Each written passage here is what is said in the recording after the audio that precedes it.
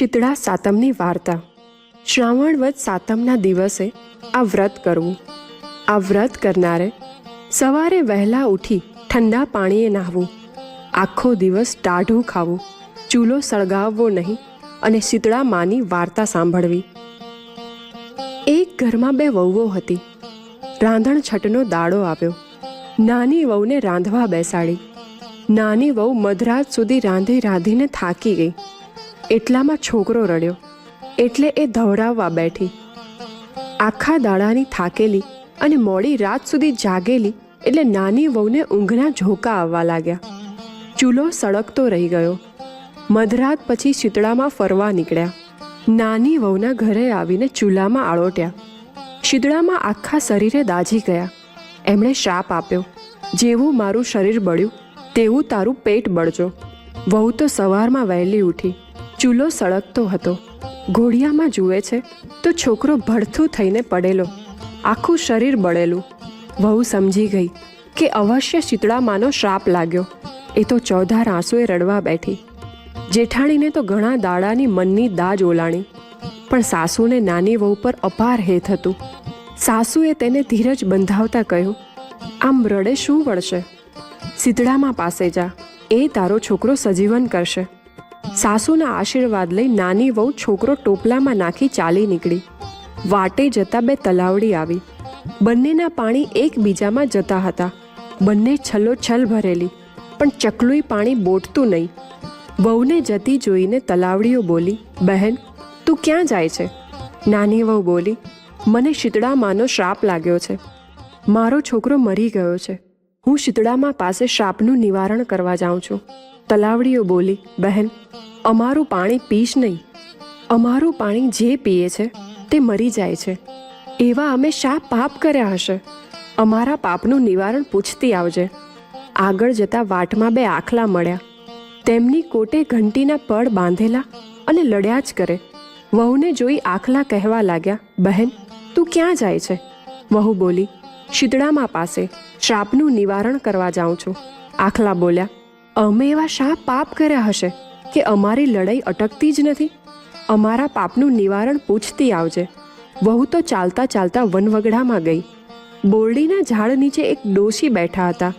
ઉઘાડું માથું ને ખંજવાળ્યા કરે. વહુને જોઈને ડોશી કહેવા લાગી, બહેન ક્યાં જાય છે? જરા મારું માથું જોતી જાને.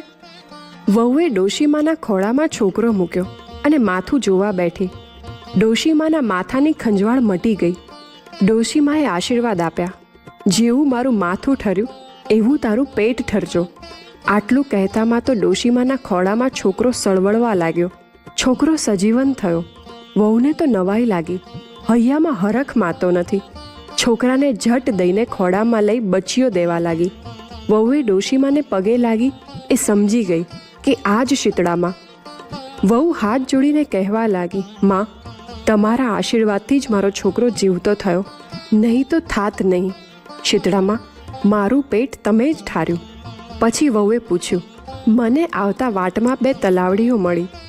પાણીથી છલોછલ ભરેલી છે, પણ તેમનું પાણી કોઈ પીતું નથી. એવા એમના શા પાપ હશે? શીતળામાં બોલ્યા, ગયે ભવે બંને શોખ હતી. ઘરમાં રોજ કજીઓ કરતી. કોઈને છાશ શાક આપે નહીં, અને આપે તોય પાણી નાખીને આપે. એ પાપે એમનું પાણી કોઈ પીતું નથી. તું એમનું પાણી પીજે, એટલે એમના પાપ દૂર થશે. વહુએ પૂછ્યું, વાટમાં બે આખલા મળ્યા. તેમની કોટે ઘંટીના પડ બાંધેલા હતા. તેઓ નિત્ય લડ્યા કરે છે, પણ તેમને કોઈ છોડાવતું નથી. એવા એમના શા પાપ હશે? શીતળામાં બોલ્યા, ગયે ભવે એ બંને દેરાણી જેઠાણી હતા. કોઈને દળવા ખાંડવા દેતા નહીં. એ પાપે એમની કોટે ઘંટીના પડ છે. તું એ પડ છોડજે, એમનું પાપ ટળી જશે. વહુ તો શીતળામાના આશીર્વાદ લઈને છોકરાને રમાડતી રમાડતી ઘરે જવા નીકળી. જતા જતા પેલા આખલા મળ્યા. એમને શીતળામાની વાત કરી અને કોટેથી ઘંટીના પડ છોડી નાખ્યા. બંને આખલા લડતા બંધ થયા. આગળ જતા તલાવડીઓ આવી. વહુએ શીતળામાની વાત તલાવડીઓને કરી અને પાણી પીધું. તલાવડીઓ પશુને પંખીઓથી ભરાઈ ગઈ. બધા જ એમનું પાણી પીવા લાગ્યા. વહુ છોકરાને લઈને ઘરે ગઈ. સાસુ છોકરાને જોઈને રાજી થઈ ગયા, પણ જેઠાણીના મનમાં વેર વધ્યું. બીજા વર્ષે રાંધણ છટાવી. જેઠાણીને થયું, હું પણ એના જેવું જ કરું. એણે રાત્રે ચૂલો સળગતો રાખ્યો અને સૂઈ ગઈ. રાતે શીતળામાં આવ્યા અને ચૂલામાં આળોટ્યા. એમનું તો આખું શરીર દાઝી ગયું. એમણે શ્રાપ આપ્યો, જેવું મારું શરીર બળ્યું એવું એનું પેટ બળજો. બીજે દિવસે જેઠાણી ઘોડિયામાં જુએ છે તો છોકરો મરી ગયેલો. શીતળામાનો શ્રાપ લાગ્યો. દેરાણીની પેઠે એ પણ છોકરાને ટોપલામાં નાખી ચાલી શીતળામા પાસે. ચાલતા ચાલતા વાટમાં 2 તલાવડીઓ આવી. તલાવડીઓએ પૂછ્યું, બહેન બહેન ક્યાં જાય છે? શીતળામા પાસે. અમારો સંદેશો લેતી જાને. જેઠાણી તો પારકીવેલ ઉલાડી મેલ ગણી. ગુસ્સામાં બોલી, હું કાંઈ તમારા જેવી નવરી નથી. મારે તો છોકરો મરી ગયો છે. આગળ જતા 2 આખલા મળ્યા. તેમણે પૂછ્યું, બહેન બહેન ક્યાં જાય છે? શીતળામા પાસે. અમારો સંદેશો લેતી જાને. હું કાંઈ નવરી નથી એમ કહીને આગળ ચાલવા માંડી. જેઠાણી તો દૂર વગડામાં ગઈ. વગડામાં એક બોરડી નીચે શીતળામાં ડોસીનું રૂપ લઈને માથું ખંજવાળતા બેઠેલા. તેમણે કહ્યું, બહેન બહેન ક્યાં જાય છે?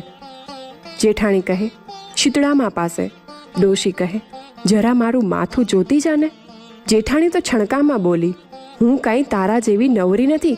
મારે તો છોકરો મરી ગયો છે. આમ કહીને ચાલવા માંડી.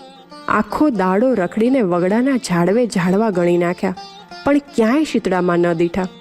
છોકરાનું શબ લઈને માથું કૂટતી ઘરે આવી. જય શીતળામાં, જેવા દેરાણીને ફળ્યા એવા અમને ફળજો.